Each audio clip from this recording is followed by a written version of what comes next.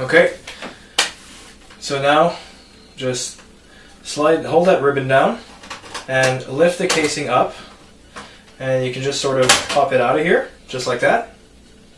And then this exposes your motherboard. So now we still need to remove the base here, so whatever you need to do to get this out, you can just sort of flip it around.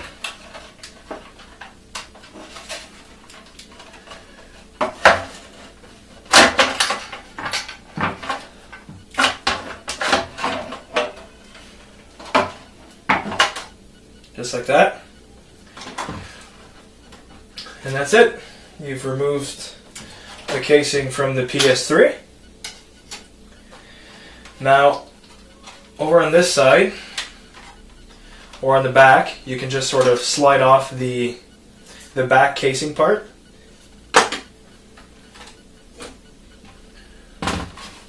Mine just slides off, but you might have to actually take out the power adapter here.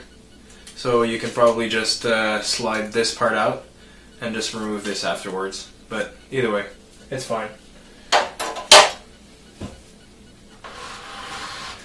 So at this point you want to take out the hard drive before you do anything else, which is this thing here. With the blue screw, you take that out and then you just pull this little lever upwards and then you can just sort of slide it out.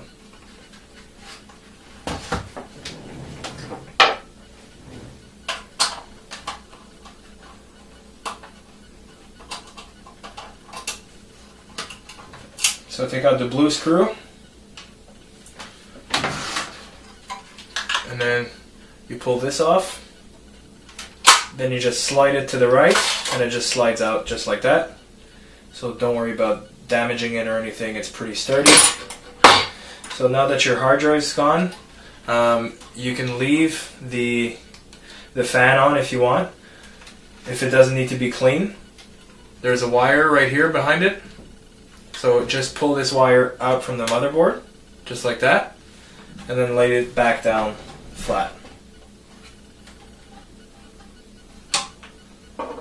Right, so you're pretty much good to go.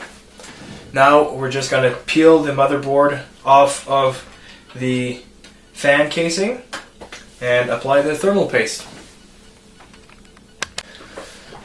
Okay, so now that you have your motherboard exposed, what I usually do, instead of giving myself too much of a headache, where the HDMI port and the back ports are, the metal casing on top is pretty malleable, so I just like to bend it back a little bit to expose the connections and make it easier for me to peel off the motherboard. So there's thermal paste between the heatsink and the motherboard, which is making it stick together. So now we're just going to peel off the motherboard, and so you might hear a bit of a pop. So don't pull too hard. Be careful when you're pulling back on the corners. So mine is already a little loose. So you just sort of pick corners. Maybe, don't pull too hard again. Don't crack your motherboard, or else you just did all this work for nothing. And once your motherboard pops off of the heatsink, it's going to look something like this. So you have your CPU and your GPU, and they'll be covered in old thermal paste, so it's sort of a gray cracked paste like that. And the same thing will be on the heatsink, which is here and here. So we're going to need to remove the thermal paste from both the CPU and the GPU and the heatsink. We're going to have to make the metal shine, so we're going to rub it with Goo Gone until all the old thermal paste is gone, and then we can apply the new one.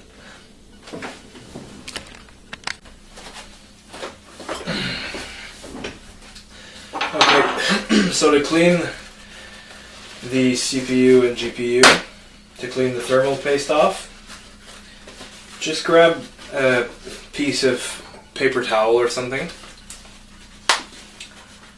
and dab just a tiny bit of Goo Gone on there. Not much, something like that. And then just rub it gently.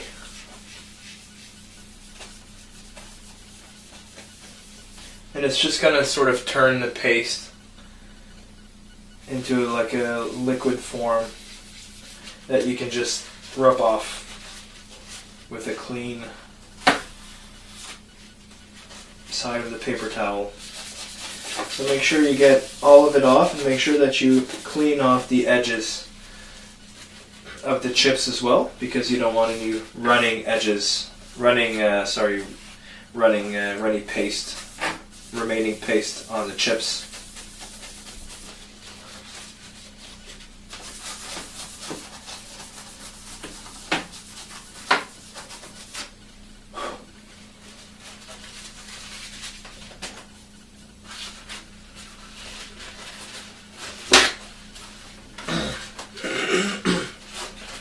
Try and use a fresh piece of paper towel for every chip, just so you don't get any residue.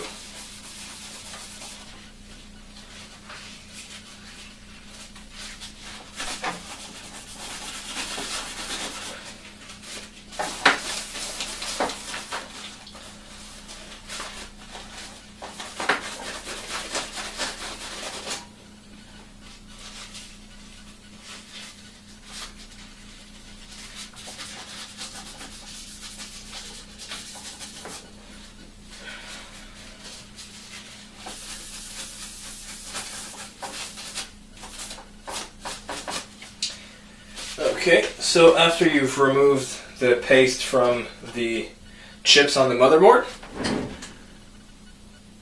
they should be nice and shiny. Just like that.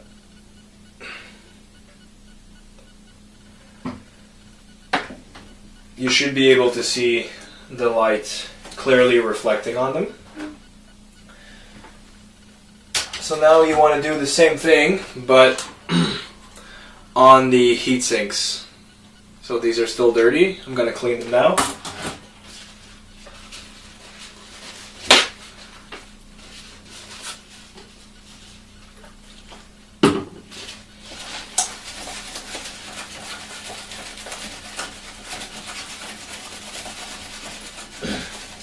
So Goo Gone smells pretty strongly. I would suggest maybe doing it in an open area or opening a window before you do the cleaning, if you don't want your room to smell like sort of rotten oranges for a while.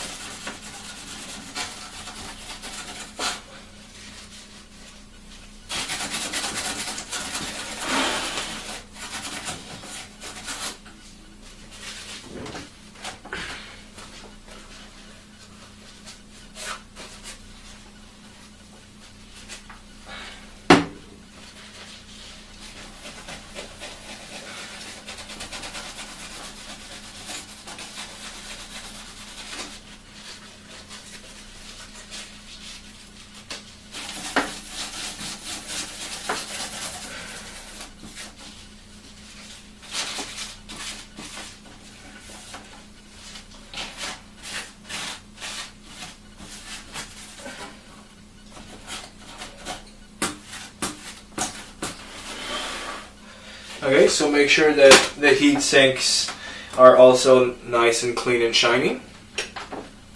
And just so you can see right here, this is the protective pad that goes between the heatsink and the motherboard. So if it's not on your heatsink, if it's not on the heatsink plate, you should have one here, and you should have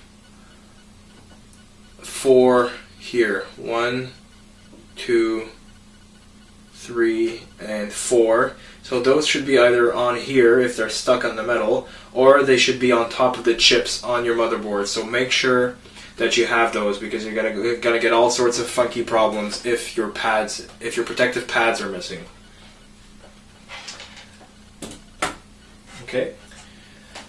So the next step is going to be applying the thermal paste.